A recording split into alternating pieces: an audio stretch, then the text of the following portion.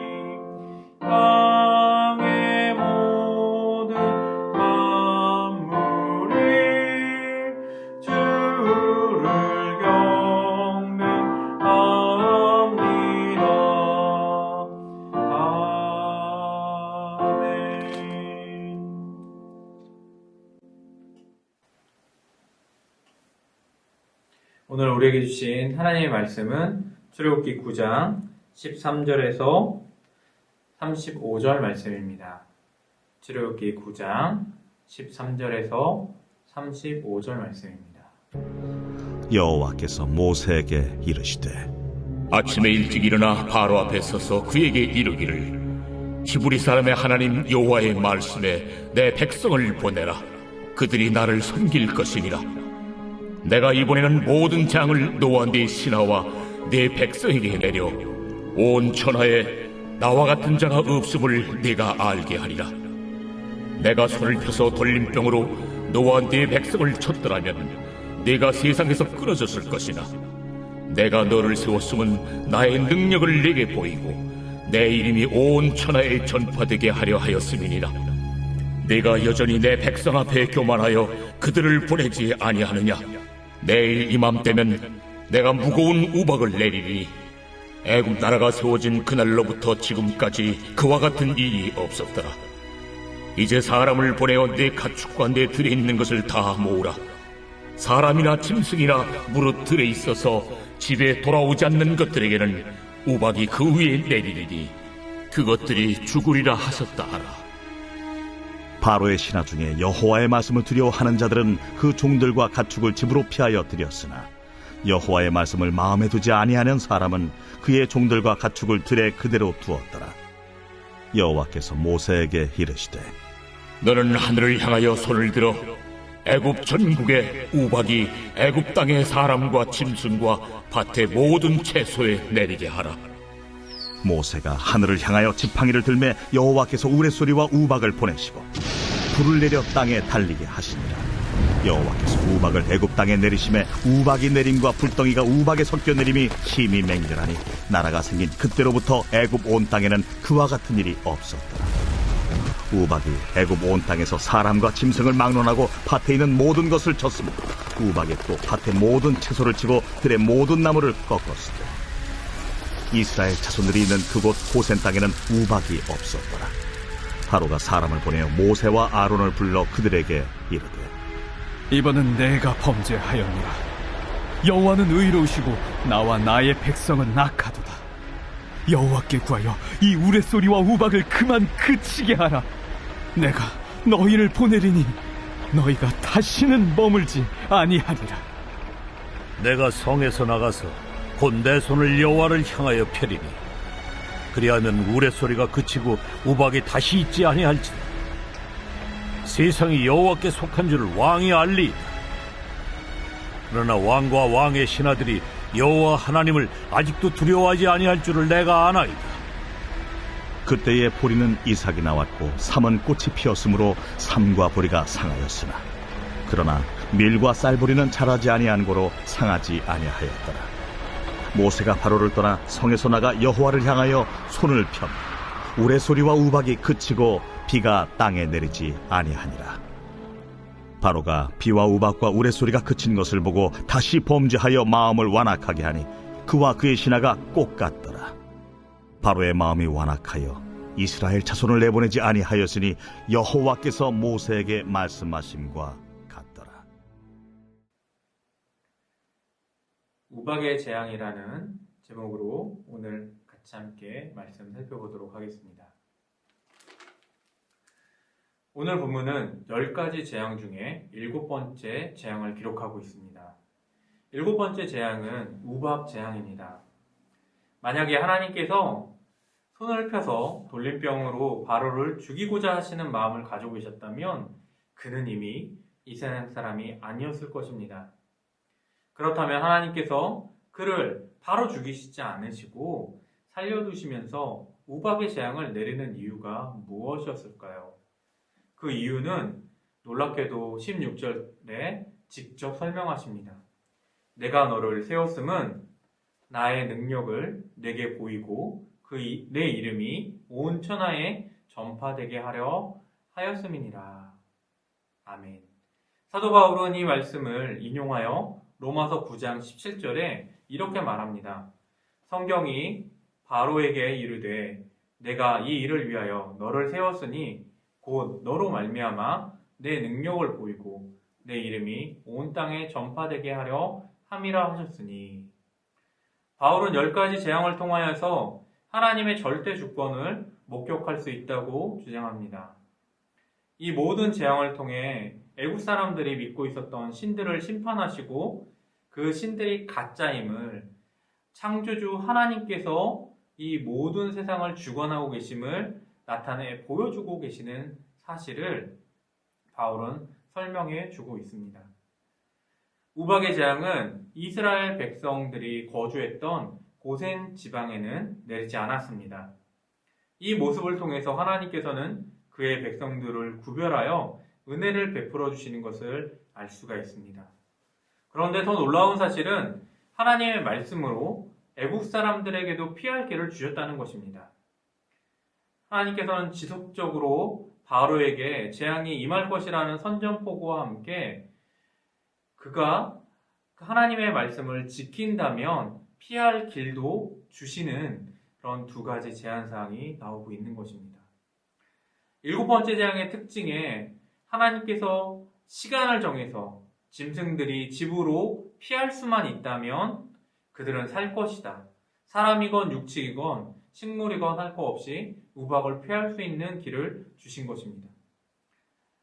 말씀을 두려워하는 자들은 가축과 또 사람들은 아마 피하였을 것입니다.